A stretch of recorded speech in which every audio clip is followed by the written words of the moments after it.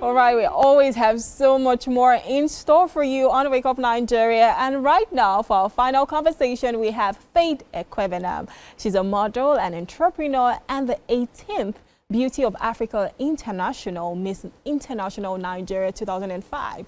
Now, she champions health, sustainability, and social hygiene through a community impact initiative that empowers children in underserved communities. And she's right here on our couch. Hello. Hi. Do you want to give the princess wave? Oh, I like that. I like that.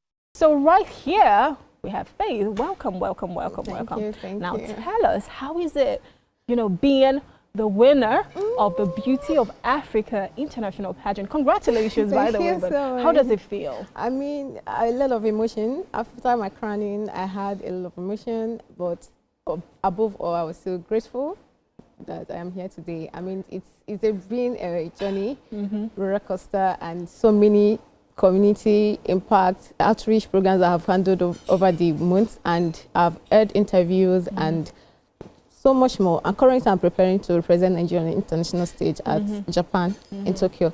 So that's just it. I'm so grateful that I'm here. Did you know that you were going to win?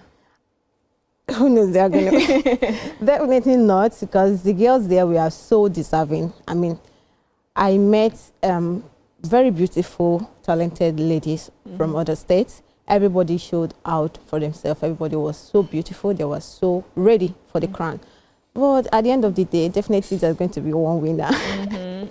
Well, and the luck was on your side, or would I say grace was on your side, and you became that winner. Now, tell us a bit about your journey. At what point did you say, you know what, I want to be a pageant queen. This is what I want to do with my life right now. Let's just say last 7 years ago, when I entered university. I studied theatre and film studies at the University of Nnamdi Azikiwe University in Anambra State. After my entry into university, I kind of developed this passion for fashion. First of all, I entered into modeling. So coming from my state to Lagos State to do modeling and all of that, it was a really big challenging for me. So along the line, I adapted, and I mean, pageantry is something that I really love to do, and from there I can express myself more, and actually not just expressing myself, it's just a platform to actually reach out to the society and give back to my society. That is beautiful. Now, speaking about your societies, it said that you're trying to do the health, sustainability, social hygiene for children in underserved communities. Why that? Was there a personal story? Was that something that happened and you're like, you know what, this is where my legacy is going to be? Yeah, actually, it's deeply rooted in personal experiences, because I'm someone who has this challenge growing up as a child. I had this health challenge, and it really tested me. It actually proved me, it actually tested me to become who I am today. So I just decided that if I actually can be here today, that definitely there's these children that in underserved communities that don't even have the awareness, they don't have the impact, they don't have the platform to even showcase themselves. They have the talent, and sometimes we have limited resources for them. So I didn't just use this platform as a little I can to give back to the society. I mean, I so much love everything that has to do with a girl child. If I navigate through life and I'm here today, I mean, any child can be, yes. Yeah, fantastic. So what are some projects you're working on for these children? Okay, over the years, I founded my own foundation, and that was 2023.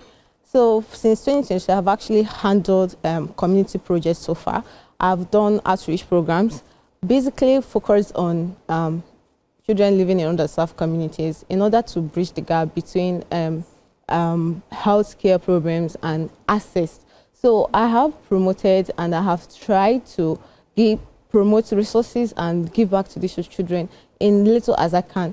And not just that, I mean, to even impact them positively, to believe so much in themselves, because there are raw talents when we are younger. So that's just it. And I'm looking forward to do more. I've also partnered with non-NGOs. Yeah, I was about to ask that as well. I've partnered with NGOs, provided health education programs and health resources. Even have visited local health center in the community in Agwata, and this is something that is not just the outreach.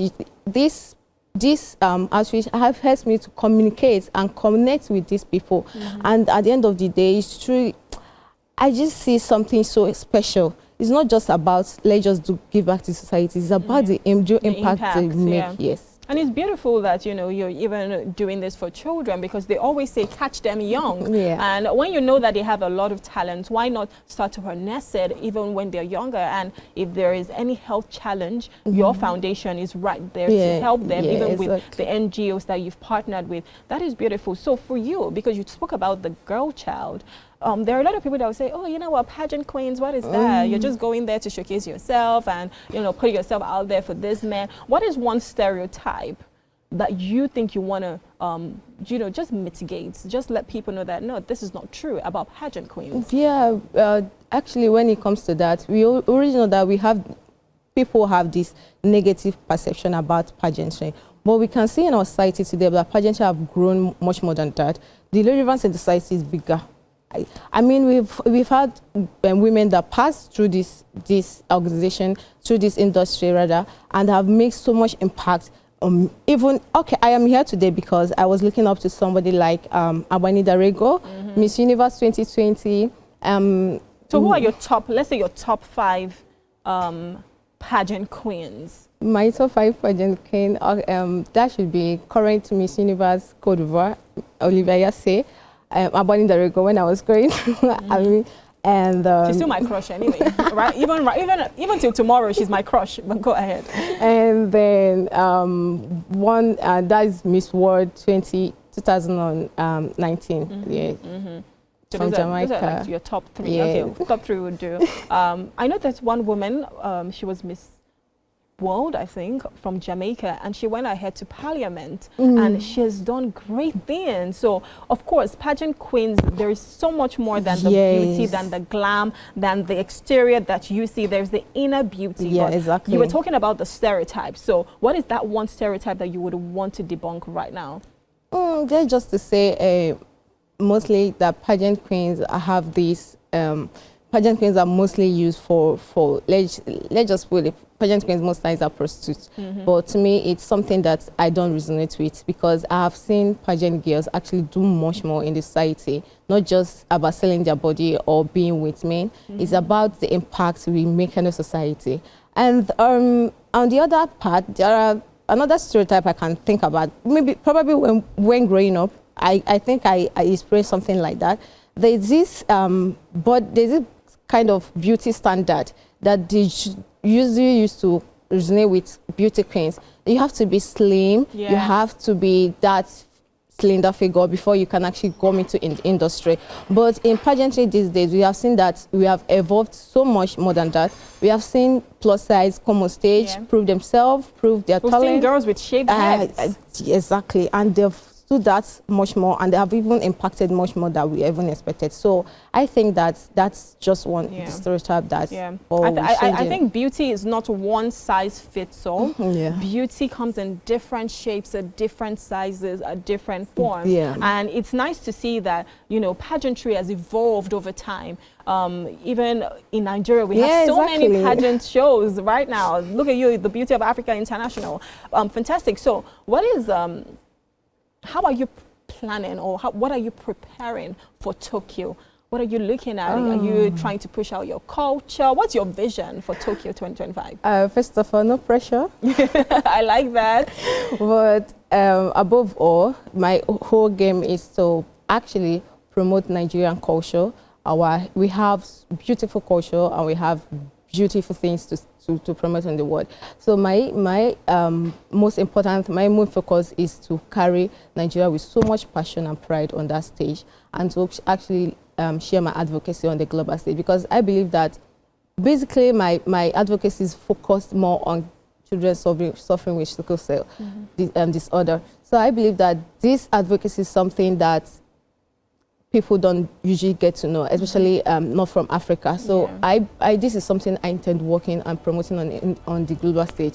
And let my talent shine, let my authenticity shine, and just be myself. That is beautiful. And because, you know, people outside of Africa, a lot of them do not deal with sickle cell. Yes, this is something that is peculiar to our own continent. Yeah, when it comes to Africa. Yeah, so if it's something that you're putting out there on the global stage, that is fantastic because there's now more awareness. Yes. And then before you know it, people are going to pop up to even start, you know, assisting or partnering with several NGOs in Nigeria. But before we go, right, what is one, beyond the sash, beyond the crown, beyond the stage, what is that legacy that you want to put out there for people?